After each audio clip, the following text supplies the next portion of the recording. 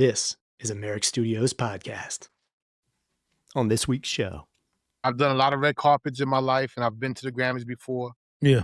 Always been, yo, enough, that kind of stuff when you walking down and the cameras are going.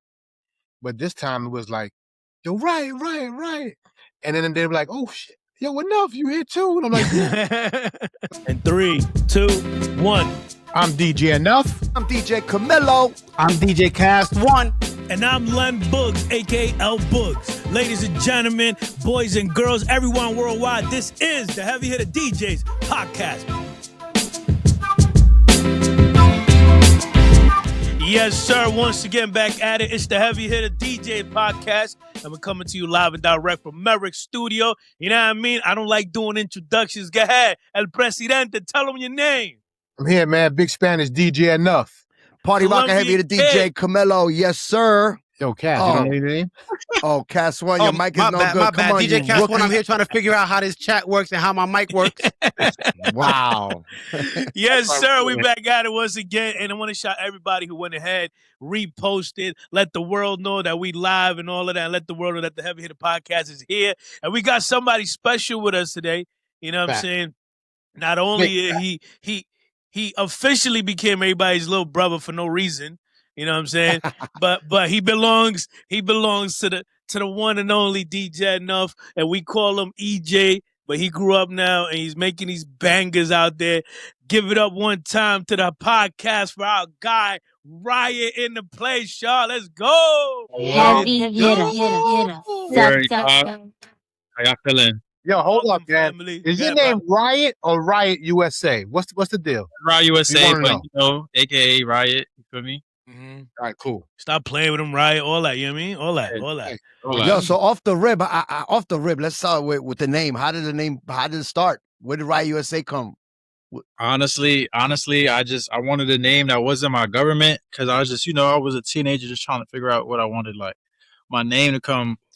And I just honestly just was trying to come up with what I thought sounded like a cool Instagram name. And it was actually originally Riotville, but I'm like, the Ville don't really sound right. It don't really sound right. So then I started seeing like how clothing brands have USA after their name. So I'm like, all right, I guess I'm like a brand. So Riot USA, it's like just a brand. You know what I'm saying? I like it. Damn, I yo, always liked it. I always liked it. Not Even because though- of Riot. You know what I mean? It's a good thing most of the time. You know what I'm saying? Yeah, no, it was. Make Yeah, I some just good thought noise out there. Yeah, I just thought it sounded cool. That's it for real. That's what's up. So I never asked E, so I'll go ahead and ask Riot. When did this happen, bro? Like you know what? I'm gonna make these beats. I mean, I know we heard back when you was in college and all that. Was that when the bug hit you? Like, I want to make these beats and then move on with it? Nah, I started making beats technically when I was 10. Wow. I was 10. I was messing around on GarageBand. I would bother enough, and I would just be like, "Yo, like, can listen to these beats," and he'd be like, "Yeah, like, you know." He listened, you know what I'm saying? He never didn't listen, but I was like, "Oh, okay. I guess they're not that good, like yet." You know what I'm saying? Like, so, I started doing it then, and then I kind of chilled out for a little bit. You know what I'm saying? While I became like a teenager and stuff like that, and then. But when I was 15, that's when I really like downloaded a cracked version of Fruity Loops. I started fucking around, and then, you know what I'm saying? That's how I started like really taking it more serious in high school. For most people out there that don't know, we seen EJ grow up around us, like while we at work, and Enuff is on live on the radio. We're hanging out. He brings EJ Riot USA to work, so we've seen him since young. And then all of a sudden, we don't know behind the scenes that he's doing beats. We don't know at 10 years old. We don't know at 15 years old. We don't know. And all of a sudden, he just slapped all of us. We're like, yo, he just did this. What? Yo, me either, bro. He hit it for me. Right. Like this came. Hold on. I'm going to tell you the story, Camilo. Peep this. He's 15 years old. His mother calls me and says, I'm on my way to go pick up your son. I'm like, what are you talking about? Your son's performing somewhere in Williamsburg. Performing. Camilo, L Boogs, Kast One. He's 15 years old. He's not even old enough to be in the club. He's performing. Get it. So I was like, what? And he hid his Instagram name from me back then because he didn't want me to see like what he was doing or what his song sounded like. but his homeboys and his crew, they ratted him out. Yo, Riot, where does that come from though? More like, let me do me, or like, I don't think my dad's ready. Like, where did that come from? Like, yo, I'm gonna hide everything from Pops. Was it purposely or it just happened that way? I don't know. I had this kind of like pride where I never wanted anybody to say I was handed anything. So I always made sure that I just wanted to create my own path so nobody could ever play with my name. You know what I'm saying? But at the same time, I also was just like a teenager. I was doing graffiti. I was getting in trouble with him with that. I was just trying to like not get into anything with him. Like, you know what I'm saying? Like, I was just you was doing teenager shit, and you did a good job. Yeah, and then I was, like I said, like it took me like a little bit to like be real confident with my stuff. Like not a long time, but like I just didn't want to just be showing him anything because I knew a lot of people was just showing him stuff.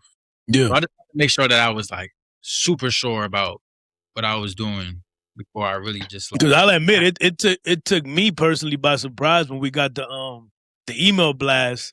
Well, let me tell you a quick story about that as far as finding out that, you know, Riot and EJ were the same person. Or even that, like, so, you know, I know EJ for a long time, right? We never really talked music stuff at all, but he was always, you know, just around. And of course, when you're around, you know, you're around DJ Enuff, you're around Camilo, you're just around music and you kind of soak that stuff in. So he has a musical soul kind of akin to Enuff, where it's like, and that's what I've noticed between you two, where it's just like they'll hear things in good music. It won't be a particular song or particular genre or whatever. Anyway, long story short, I'm on the radio. I'm doing a radio show. I'm on Hot 97, and I play, like, I had this little segment where I would play new songs. And it was pretty much like anything that I could find or whatever that I thought was a cool song. So somehow, I think maybe on TikTok or somehow along the way, I bumped into this Ice Spice song. It was No Clarity, if I remember correctly, right? So I'm like, oh, who is this girl? I didn't, you know, I just saw it. I was like, all right, cool. This song's cool. She's from the Bronx. I'm gonna just start playing it. Whatever, bang. So I cleaned it up and I start playing. I don't know who, whatever. So after a couple of weeks, you know, I get a call from EJ. I'm like, oh shit, EJ's calling me. Let's see what's up. I pick up the phone. And he's like, yo, bro, I just want to thank you for playing the record I produced. And I'm like, what are you talking about? He's like, no, you know, good looking for playing my record. I'm like, what record are you talking about? You a rapper? What are you talking about? He's like, no, the No Clarity record. I said, what? You did what? You produced him, bro? So I hung up with him and I immediately called Enuff, right? After I got, you know, EJ doesn't know this part, but I got on the phone with him and I called Enuff and I was like, yo, bro, do you know that? You know that EJ's the producer named Ryan and he's Riot and he's making records out here. Yo, this record he got, this is something, bro. Like, this is crazy. Like, what are we doing? Like, you know, how can we get behind it? Enuff was like, chill, bro. He just said he don't want me to do nothing. He said, he got it. No, Enuff, bro. I'm just going to fall back. I know, Pop. I know he was doing it, but, you know, he just said, you know, he just wanted to do his own thing, which was great. And a lot of people probably don't know that side of it. They probably, once they've put one and one together, they probably be like, oh, he just got on because he's Enuff's son. But not at all. Like, nobody knew. This was something he did on his own, and it organically came about, and it kind of, you know, and it blew up, and it started snowballing on his own with no help from any of us. We was late. We was late. We came on the back end like. I want to shout out Kast because he was one of, like, him and Taz, DJ Taz, another heavy hitter, was definitely the first ones to just reach out just on some, like, first, like, you know, like, so I always appreciate y'all for that, you know. Yeah. My God. Yo, Enuff. What age you started DJing at? Me? Yeah. Like when you started? Probably about 15. Okay. 15. So look, it kind of makes sense, you know. Nah, it worked out. But they fell back at 15. So it's in the blood, bro. It's in the blood. I've always said that. It's in the blood. Nah, but the amount of people when we got the email blast after we was super late on what Riot was doing, and I promise you, Enuff could have become a gazillionaire. The amount of people that was like, wait, this EJ? Wait, this EJ? I think everybody before they even played the record had the question like, wait, this EJ? Like over and over, like. And I ain't gonna front what Kast said. It was so organic, yo. It just happened, and you know, it just happened. And I think that's like, you know, not like that. But he put in work. He put in work to make it. It didn't just happen, but you know, in the sense like he didn't say heavy hitters go play my record. It just happened because we liked the record. We actually liked the record, and then knowing that it was Riot, we were like, holy shit, he been hiding his talent this whole damn time. Good shit, Riot. Yeah, that's crazy. That's a crazy story. I was initially hurt because I thought he needed my help, right? But because I was so used to every artist in the world calling my phone, hitting my email, help me, help me, help me. And then my own blood was like, I don't need your help, Pop. But then full circle moment came back. And he was like, Dad, I need you. Yes, I'm here. Yo, he was thirsty on the bench. Put me in, coach. Thirsty to come in and help him because everything I tried for him, you know, whether it was a booking for Ice Spice or for him, a club gig, a show, a concert, they were like, nah, we good, Pop, we good. We're moving, right? So that part I was hurt. But you know what I realized? For this young man to be nominated for the Grammys, yes, sir, he needed radio because radio still reports to Billboard. Radio still reports to all these other, you know, was it BMI, this and all that kind of stuff. So we actually helped him elevate to the next level. So it's just a level up. That's it. Yeah. He can be recognized by his peers and by fans all over the world. So in that regards, I help. Yeah, but the thing is that you help, but by the time you help, it was already in front of your face. You were gonna play it anyway. It was a fire. You know how easy it was. You know how easy it was to play Chris Brown. It depends. Produced by Riot USA. Like that was just the alley-oop. Like it was already the work was done already. At work, as recent as last week, at work, someone was asking me like, "Boogs, don't you know Riot?" Blah blah blah. And then I'm like, "Yo, he did this," and they pulled out his They pulled out Riot. They pulled out all your joints. I promise you, everybody at Power 105 were like, no fucking way. I'm like, the kid's been working, bro. Yeah. And I had to show them, like, no, look. They were like, what the fuck? I'm like, yeah, he do white people shit, black people shit, he do all that shit. You know what? Now that you bring that up, what's been your what do you think was the thing that you've worked on that's been the most fun, or like you had the best time doing, like working with who, at what point? I think like if you're saying at what point, I think it was like that point when everything was fresh, you know, when like I still feel fresh and new, but I'm talking about when everything is fresh, you know, when you know, because when everything started popping off of me, I had just finished school. I quit my job. I didn't have a job for like 6 months. I was like, damn, like I'm just gonna do this shit.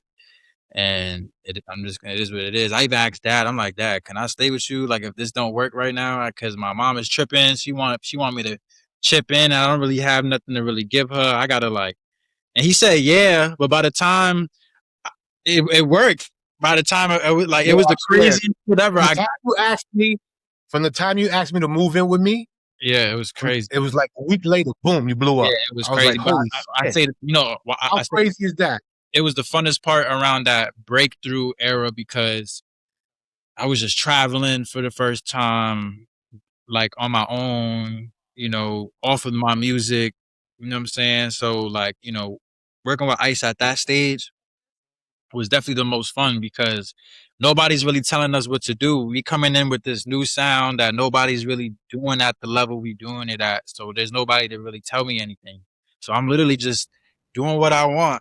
You know what I'm saying? I'm still doing what I want, but like basically it was that it was just fun. You know what I'm saying? Like so that breakthrough era, 2022 leading into 2023, it's like top of 2023. You know what I'm saying? Right. Getting started. Like, did you like learn shit on YouTube? Like, was that one of the things? Like, you know? Yeah, YouTube. I had homies that had, you know, that was using FL and stuff like that, but definitely YouTube. For sure, YouTube. Right. So the reason I asked is because at one point my son wanted to produce, and I was like, "What?" You know me. I've never touched a production. I'm like not like Enuff that's done production. Like I've never.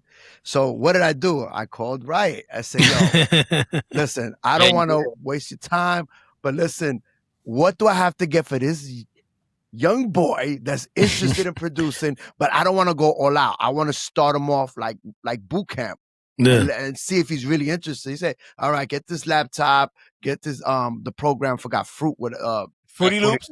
Type of studio, yeah.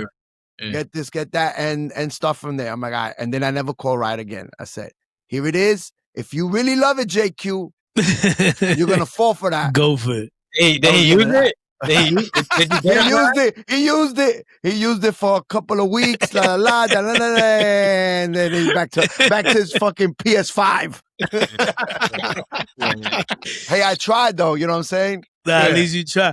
Riot, when you was getting it in and you was starting and you was trying to figure out your sound and all that, was it all trial and error, or you knew I'm gonna create this lane for myself, or was it like a sound already in your head? You know what I'm saying? Was it all trial and error? Like, because people know when it's your beat. People know when it's your production.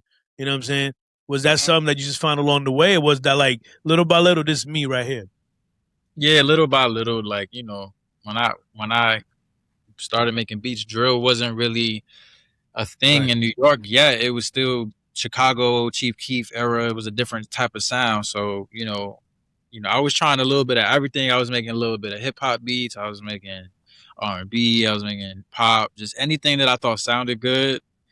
Now I'm at a point where I could make any kind of vibe, but like it was definitely a trial error type of thing. It wasn't like I'm just trying to make this one type of beat. But obviously my roots growing up is hip hop always. So you know, that was always my daughter wanted me to ask you, when you got the Taylor Swift phone call, how what's that reaction?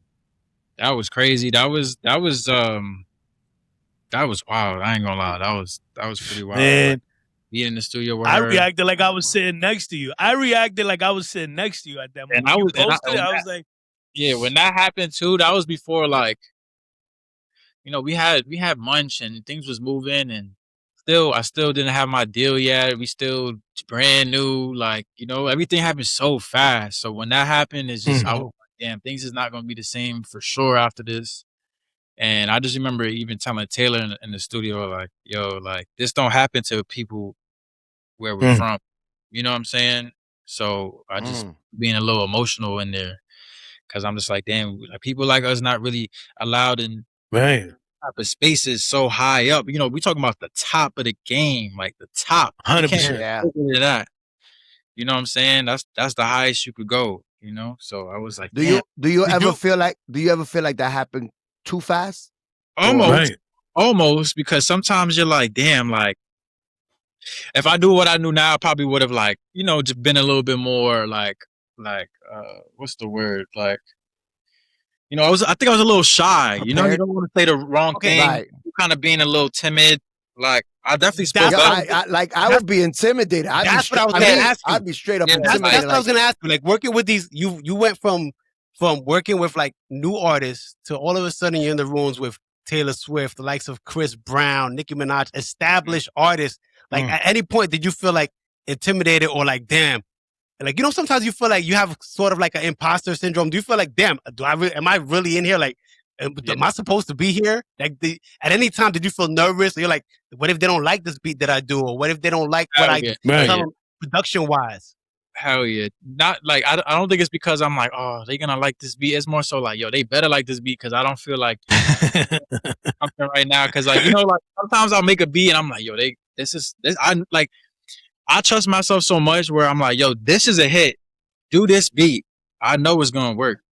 Like, because most of the songs that are big songs that I've done, I already knew that was one of them. Like, you know? So something like stuff like that, that's how I feel. But, you know, definitely a lot of these big artists, I could have that feeling. Like, when I met Nicki, I remember being like, oh, snap. Like, that's Nicki. Like, man, like, when I met Chris, I was like, oh, shit, it's Chris. Like, but I don't have imposter syndrome for myself like that. I think I'm just grateful. You know what I'm saying? I think I'm just overly grateful. And sometimes I'm like, damn, like, not everybody could do this. You know what I'm saying? And I see so many people in this world try to do these type of things, and that it makes me kind of sad. And I'm like, damn, you know, like, I wish everybody could do this, but, you know, that's why you just gotta. But that's dope that at least you recognize that people, like you said before, people like us don't get invited to these rooms. People like us don't sit at these tables, and you're there now. You know what I'm saying? And like, you've pivoted a few different ways. You came in with ice or whatnot. You did your own stuff. Then you got the names on the production tip, and then I see you out there now doing your own records too. Like, bro, like, you driving, bro. Like, yo, speaking of your own records, I'm at the club Icon. I think Icon, you popped up and you was like, yo, I just sent you this. So I was on a set, and nowadays everybody could just send your music to your laptop and boom, just play it. Yeah. And I'm like, damn, I'm playing fucking Riot's song right here in the club. Like, this is fucking crazy to me. 4 a.m. Yeah. I was like, 4 a.m. Yeah, it was like 4 a.m. Club was damn near about to close. Everybody's still in the section. That shit, but we rocking out. We was rocking out. That was fun. I remember that. Right. But it was nuts to me. It was just I was DJ just thinking like, damn, this is fucking crazy. You ain't expect. I think Riot doesn't get it yet. That no matter what he's doing, Camilo, I was like, I gotta go in the club. Like I wasn't gonna go, but I knew he was in there. I'm like, I gotta say what up. You know what I'm saying? Nah, 100%, bro. I appreciate that. Yo, Camilo, I don't think Riot gets it. No matter what he does, we all still gonna go, oh, shit, it's Riot. Like, yeah, man. Nah, yeah. Like, no matter what he does, yo. 100%. Yeah, listen, you're EJ to us in our heart, man, because that's just 100%. What it is forever. But Riot, it's just a crazy. But now, listen, real quick. So you hit the top of the top, but I'm sure there's a bunch of artists that you want to work with. Right. That, like, you want to know what artist? Is there a wish list? Yeah, is there like a wish list? Like, who's on that list? Like, and it don't gotta be the top of the top. It could be like whoever. Who you feeling? Let me go through my phone, man. Let me go through my phone. Of course, I want to work with I still want to work with Kanye. I still want to work with Drake. I still want to work with SZA. I want to work with, let me see, Rihanna. You know what I'm saying? Those are the big dogs. Those are the big dogs. Who else? I'm looking. Those are like the main. How about like up and coming? How about like up? Yeah, like up and coming. Like listen, we're in a tough game right now where like music is just crazy for me. I feel like we all know that hip hop is hurting right now. What we keep waiting for fucking. Let me go on the Rap Caviar playlist and see who Rap Caviar. Here we go. Like perhaps I don't know. Perhaps I'm throwing names out there like a Zeddy Will. Me and Zeddy don't have we cool. Like we don't have a song officially, but I was on a stream one time and we was rapping on stream on some shit. So we got like a little song, but like we don't have like an official song. But that's my dog though. Like we talk all the time. We definitely talk all the time though, for sure. Right. I Anybody in New York he put it on for the city. I'll say Zeddy's like Zeddy, Cash. Me and Cash got a song together. I want that to drop. Nice. That's dope. That's we need all that. We need all that. Me and Wolfface Joey got a song. There's a couple heads in the city that like I got songs with, that are doing their thing, stuff like that. Right. What's the plan moving forward? What's the plan? Like what you trying to do? What's the plan? Because now you're doing the artist thing, but obviously there's a plan. I know that. It has to be. No, yeah, it's just consistency, putting out quality music and videos and just staying consistent. Like, you know what I'm saying? Like, I don't look at my career as like, oh, it got to be only artists or only produce. I look at it as just me. Like, you know what I'm saying? Like, that's just how I feel. So as long as I keep staying consistent and doing both, like, I'll be happy. You know what I'm saying? Like, it's about the music for me. So I'm just gonna keep on working. Like before, like I left the studio to do this. I was in the studio. Like working, you know what I'm saying? Thank you, bro. That's how I just gonna keep it going. Like as long as I keep, a lot of artists like they get comfortable and then it's like that's when shit go wrong. It's like you gotta just stay stay locked in. Like that's the only way to, you know what I'm saying? Everything else falls out. You know, if you have no music, you can't shoot no videos. If you have no music, you can't put nothing. No, you got no. You gotta show up and show out. Right. You know what I'm saying? Gas. So that's really. I have a quick question for you guys. If you got, I have a quick question for E and E, as I like to say. So, I was blessed enough to be around Enuff and EJ as a family. I've seen the father-son thing. I was there very early. I see EJ Riot as, kind of like my unofficial little brother. And Enuff is like my unofficial pops, right? So one of the proudest moments to me, Enuff's laughing, but I'm real. One of the proudest moments to me was when I saw that you two were at the Grammys together, right? When EJ was nominated for a Grammy He took E to the Grammys. I know E's been to the Grammys before, but this is probably a whole different type of situation, right? It's like your son is taking you to the Grammys, and you as a dad are going to the Grammys, which is nominated for a Grammy. Like what was? I want to hear from both of you guys as to what feelings were going through. Were in the air when this was going on, because this was really big, man. It's like a really big moment. I know Enuff cried. He had to. I was crying. But you know what? I think for me, it was like this, right? I've done a lot of red carpets in my life, and I've been to the Grammys before. Yeah. Always been, yo, enough. That kind of stuff when you walking down and the cameras are going. But this time it was like, yo, right. And then they were like, oh, shit. Yo, enough, you here too? And I'm like, so it was that kind of thing. And then it was nice that a couple of the outlets, recognized me and him at the same time. So that was cool. That felt really nice. But you know what's really nice? When I'm with my son, it's just me and him and nobody else. And I could be driving in my car, and then people start shouting my name like, yo, Enuff, what's up, bro? Brooklyn, I see you. And then a few of those happen, right? And then my Riot guy right there would be like, damn, Pop. Yeah. You really outside still. You know what I'm saying? So that kind of shit is that it's like a cosign to let my son know, like, I'm still a big presence and we still out here doing the best we can to push this culture. And we'll be right back. I'm Bun B. I'm a host and a co-owner at Merrick Studios, and we just took things to the next level. Merrick Studios Plus is live. So tap in at wearemerrickstudios.com, get 65% off, and don't just listen, be a part of the show. Master the art of lyricism with Pendulum Mink, the first school for rap. Learn elite techniques through immersive lessons, real-world exercises, and guidance from hip-hop icons. This is where MCs sharpen their skills and glow boldly on the mic. Ready to level up? Visit pendulummink.com and start your journey today. And now, back to the show. Right. Once y'all arrived over there, man, you was there with your two pillars, bro. Like, what was that about? How you know what I'm saying? That hit the heart 100%.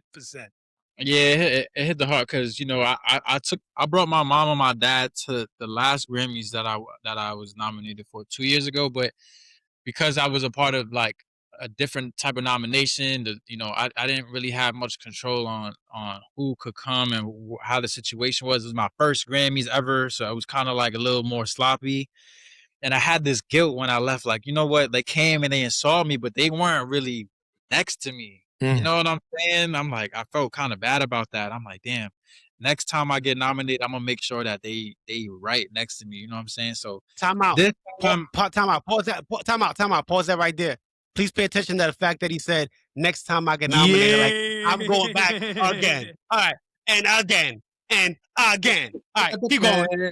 Yes, Keep going. Keep talking that talk. So, like, this time I got to bring my mom and my pops, and and the best part, what the best part? It wasn't the best part was the carpet and doing that. That was dope. But what was the best part for me?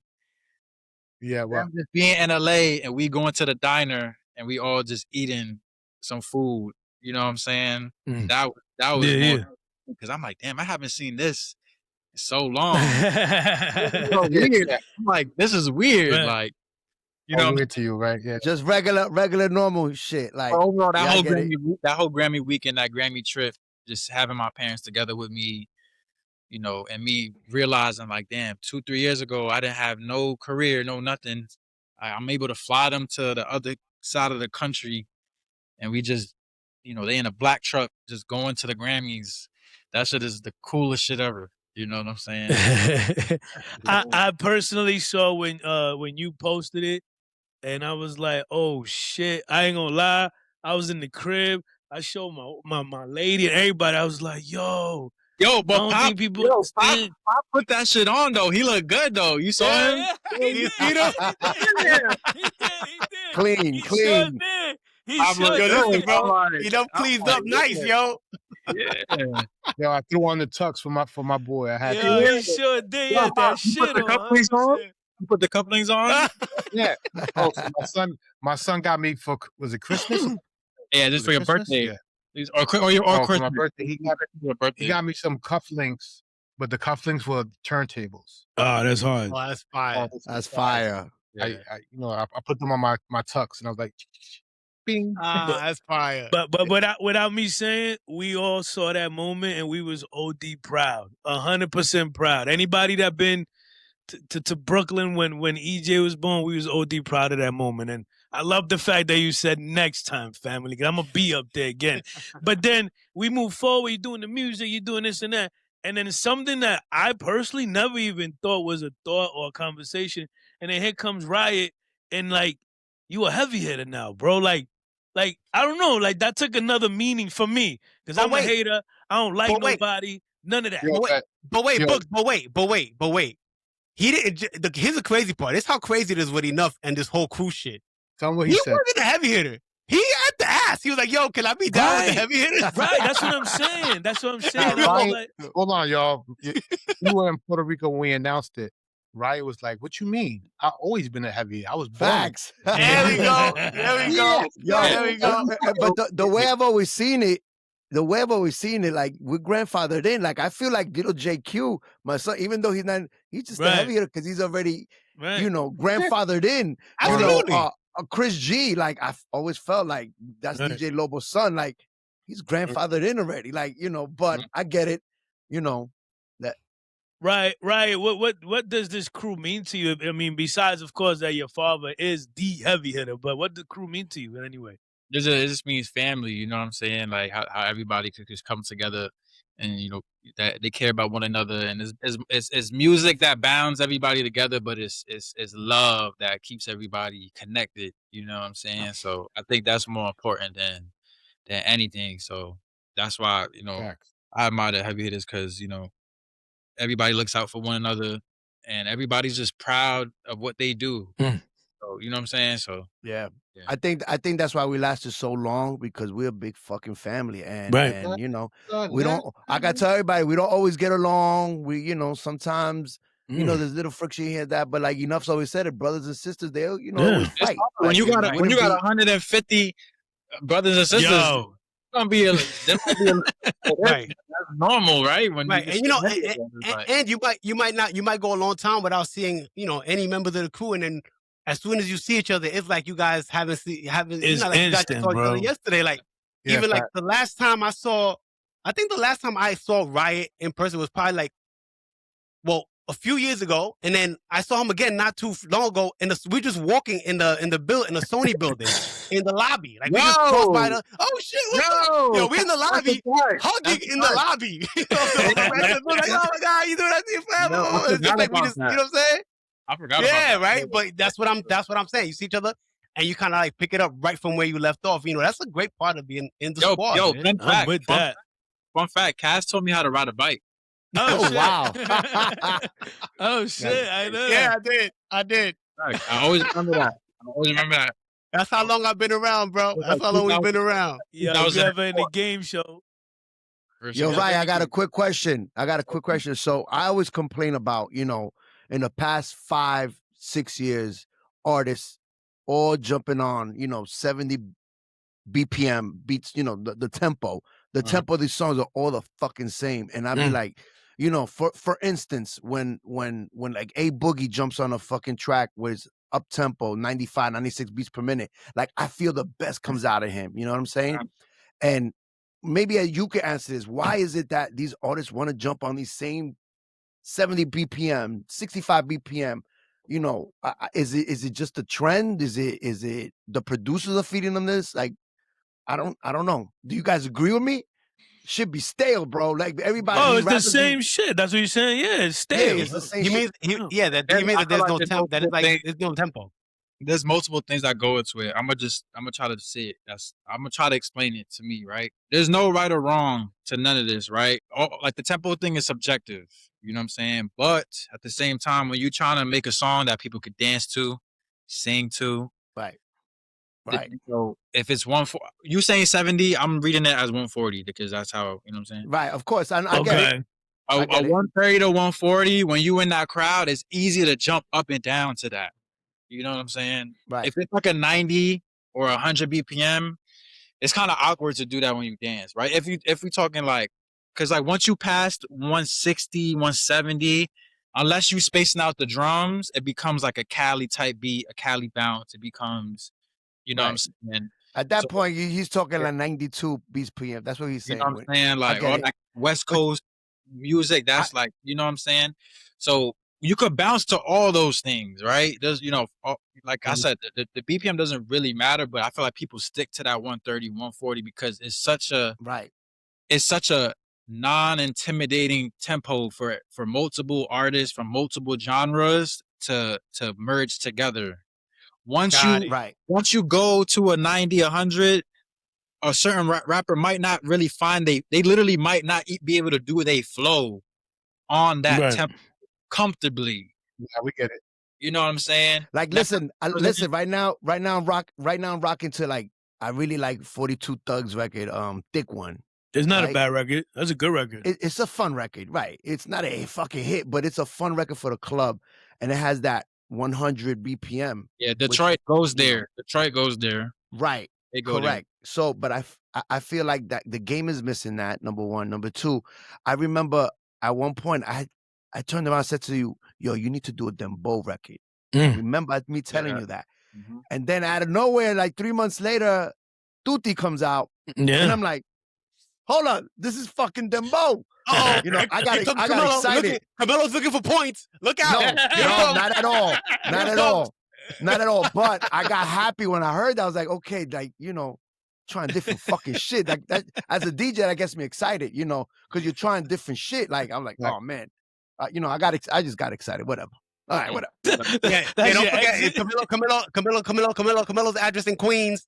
You can send the check to his address in Queens. I feel like that song's gonna revive more towards this summer in New York. You know what I'm saying? That's when that song you're gonna really see that because we dropped it in the fucking winter, like, you know what I'm saying? So that's the type of record that's gonna pick up on, like, you know. That's the type of record that's always in my fucking crate, and I always hit during the night, almost every night, like real talk. And I might play it fast, but it's always killed that there, record. like. We stuff with Crazy, Ice went crazy, but I love how they sound on that record. It's fun. They complement each other. It's fun. It's one of my favorite records I've done, for sure. Right. It was so organic. It was so organic, and it was just fun, and it happened so easy.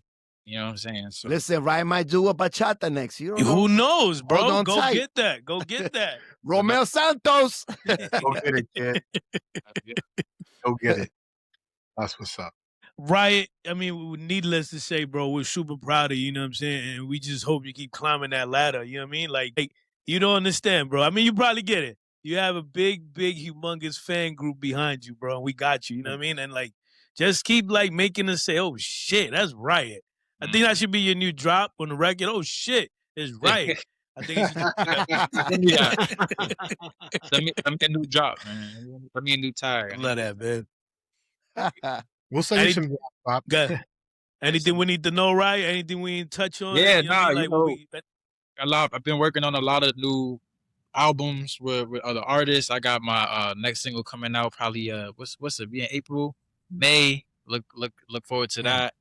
Got some new visuals on the way, new collaborations on the way, and a lot of just new artists I'm working with in different genres and shit like that. So I'm excited to see, you know, where that goes and for, you know, how y'all feel about those type of records. So stay tuned for all. Well, I got one more question, and this is a drill question. Is it a rap? Is it going super underground now? Like, it's just that's a good one. Word up. Like, I'm gonna be honest. You know, they was asking me the same thing before I got on. You know, so I'm gonna say you never know, right? So, you know, it's obviously a niche genre.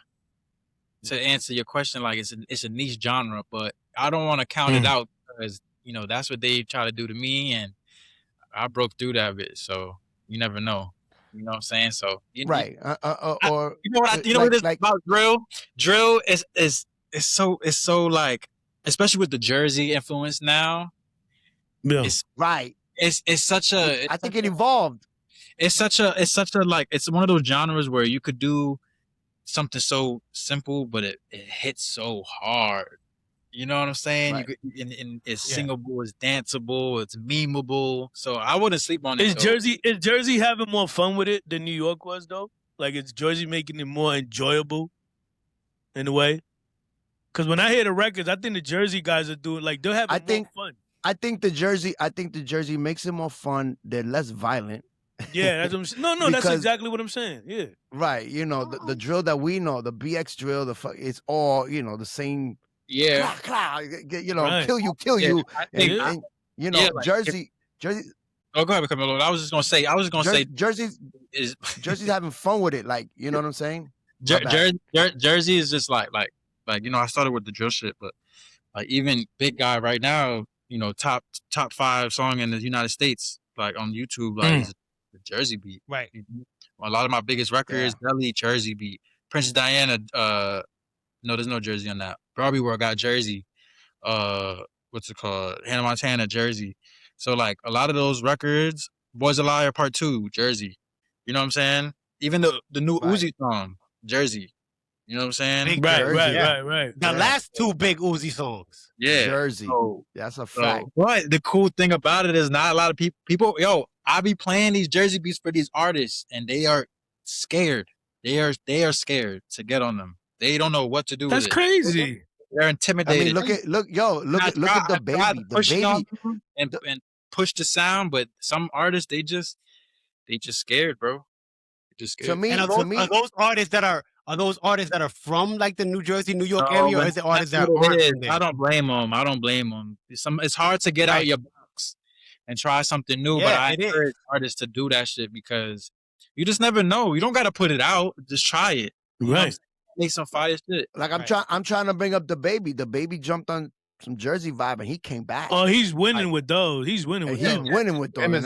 Not 1, not 2, not 3. Like he's winning. He got 3 in a row. He got 3 in a row now. Yeah, he hopped on the Hannah Montana song with Ice and the Chopper. Like, so he like when I like when other artists are open to that. Right. So that's how we continue to push hip hop. Because, you know, if everybody's doing their own little niche, nobody's really collaborating. Nobody's trying new things. We're not pushing hip hop forward. That was my fucking point. That was my point, bringing up about the BPM and all that. You know, that's exactly my point right there. Yeah. You know what's interesting to me that we didn't talk about yet? How when you were a child, your favorite cartoon was SpongeBob. And then now, years later, you have the future, all these young kids dancing to your music because of the SpongeBob movie. Crazy. How does that feel? Yo, it's like it's crazy. Oh, your post was like the future, and they were all little kids just going crazy. It's crazy. That's crazy. How do you feel about that? I feel grateful and thankful and blessed because, like you said, it was my favorite show, still is my favorite show, and they could have, you know, hit up anybody else to do it. You know, they let me executive produce the record. I could have choose to do anything with it, and I'm just glad I was able to do it in my way.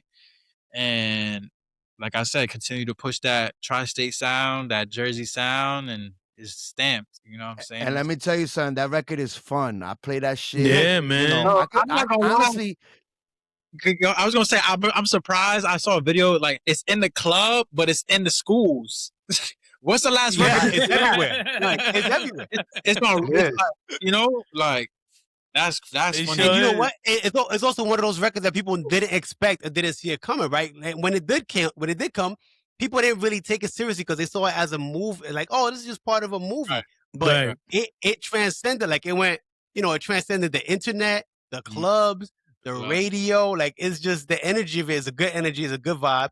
And people just, like you say, relate to it. You know, it's almost, honestly, it's almost like the new SpongeBob theme song. Yeah. Word up. Yeah, that's crazy. I'm just happy that the kids is gravitating towards it, though. You know, I like that because. Yo, let's shout out Mark Ronson, EJ. Let's shout out Mark Ronson. Shout out Mark Ronson for the Barbie soundtrack. He helped me with the Barbie sound. You know, that's crazy right there. Crazy, bro. See? Shout out Mark. We're not playing, bro. We gotta celebrate you. This is what this podcast is all about. No, because look at that. Like those things are tied to like real situations. Like the Barbie is Barbie. You know what I'm saying? Like, and now you got SpongeBob. Like, shit, you're not just making records for an artist. You're making records for shit that's like already established, man. You better Yeah, pat yourself in the back every day, bro. How did that Barbie thing come along? Because it ended up being one of the biggest movies, probably one of the biggest movies in the last 10 years. Yeah, right? So man. How does that even come about? How are they paying attention to what's happening on the street level to go, you know what? That might work. Yeah, no, my manager was like, yo, Mark Ronson, he's executive producing the album. He wants to meet with you and Ice, and he wants to play y'all some of the movie. So we was in New York. We pulled up on him, and I think it was in Soho or something like that. And he played us a private, 5-10 minutes of the movie. It wasn't even done. Like some of the, if you saw like the background and the green screens of certain things, it was super not done. And he's like, look, we just want to do a song with you guys. And I'm like, bet. So, I'm thinking, sample drill in New York was still it was fizzing out a little bit, but it was still like the main thing that was hot. So I'm thinking Barbie, Aqua, Barbie girl, you know what I'm saying? So I flipped it in like 5 minutes on the kitchen island, no headphones. And then I remember, we did the song. We wrote like a verse. And like a hook, and then we sent it to Mark, and they liked it or whatever. But then me and Ice was like, man, we this is around the time we working like with Nicki, like the whole Princess Diana song. I think it was either about to come out or just came out. It was happening though, and we like, yo, but like Nicki's the Barbie though. You know what I'm saying? Like we gotta send it to her too. We gotta send it to her too. So I felt like it was only right to include her on that moment, and they already had like that momentum together. We was like, man, why not? So that's dope. We sent her 1,000%, and she bodied it, and now that's one moment. And to answer your question, Kast, how did that happen? Mark Ronson, right? Mark Ronson, to me, in my heart, even though he's a producer and plays instrument, he's a DJ, bro. Facts. Like, he's a fucking DJ, and that's how that happened. And you understand how important DJs are to the fucking game? Yeah, man. Like, I feel like we don't get credit enough DJs out there. In 2026, no doubt DJs, but they don't give us that credit. Like, you can't forget. Like, that's how that happened, man. I didn't know. I didn't know he was a DJ at first. He had to put me on. Like, he put me on. Yeah. Because it's not like it was DJ Mark Ronson. It was just Mark Ronson. I'm like, okay, cool. He did Amy Winehouse. I'm going in there like that. I'm like, oh, he's gonna be like. So to find out his lore and that his love for music comes from that, hip hop DJing, and that he still to this day has that love and respect for it, is inspiring. Because you don't gotta be just a DJ or just a hip hop lover. You could just love music, period, and be good at it all. You know what I'm saying? So shout out Mark for sure. Right. Yeah. Right. Go ahead. No. I'm being a nerd with the music stuff. Beat wise, in no specific order. Top 3, your favorite, or in the top 3 that you've made beat wise. No. I don't want. No. Let's not make it that he's made. No. All right, Let's make it. Okay. I actually want to know, what are your top 3 favorite beats that you didn't make? That other producers, like your top 3 favorite beats that you like, yo, that's fair. That's fair. You know what I'm saying? You could have been like, yo, I wish I would have made that beat. I like that. I'm talking about all time. I'm not talking about like last year or this year. Right. In no particular order. Just 3 of your favorite top 3 beats of all time. Okay, EJ's like me. Like when they ask me a music thing, I have to go to my laptop. You gotta go find the song? I got on my laptop because the way the brain works, I got one of my top 3 on deck. Like one of my top 3 beats of all time. I always thought that the So Appalled beat was crazy by Kanye. I always thought So Appalled. Okay, yeah. So hell yeah. It's gonna be Ye beats. I think all my answers really gonna be Ye beats for real. I want to see if he has one of mine in there. I have one of mine is a Ye beat too, but go ahead. What is it? No. You go first. You go. This is you. I love that. I Wonder. He did go first. What? Good. The I Wonder beat is crazy. Ooh, Yeah. Now wonder, yes. Yeah. That beat is stupid. That's a crazy ass beat. Fact. Yo, that beat just makes me feel good, yo. Monster don't get a mention. Monster beat don't get a mention. Nah, relax, bro. We just to the DJs. Fast. What's the beat? What beat you like? One of my top 3 beats of all time is a Kanye beat, and it's "Devil in a New Dress." That's mine too. We ripped Devil in a New Dress. Fire. Yeah, Devil in a New Dress is Fire, amazing, bro. Fire. Shout out to Kanye and Mike Dean. That beat, bro. I could listen to that beat for 3 days straight. Yo, I'm glad you said his name. I would love you to make a beat with Mike Dean. So Mike Dean, I never made a beat with Mike Dean, but he mixed and mastered Ice's debut album with like we worked. Fire. Like we ain't get a chance to like. But wait, do production. But Riot, we need your last one, bro. We need your last one beat, more, bro. Riot. One more.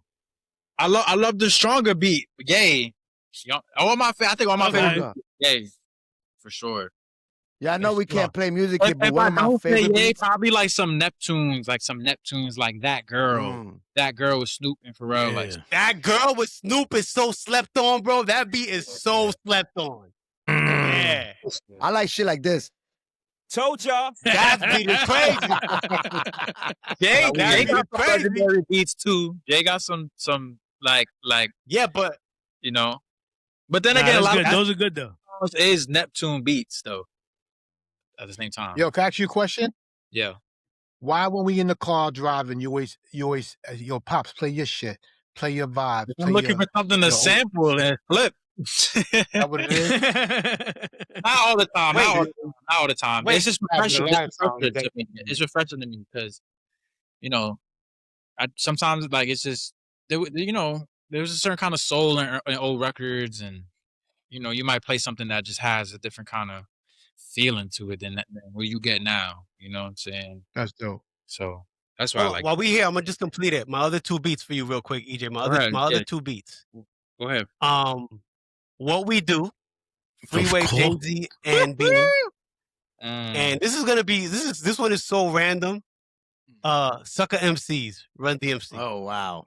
those are my top 3. Let me play Sucker MCs. You never heard Sucker MCs? It's just drums, bro. It's just drums. But it's so hard. You had to hear your dad play it.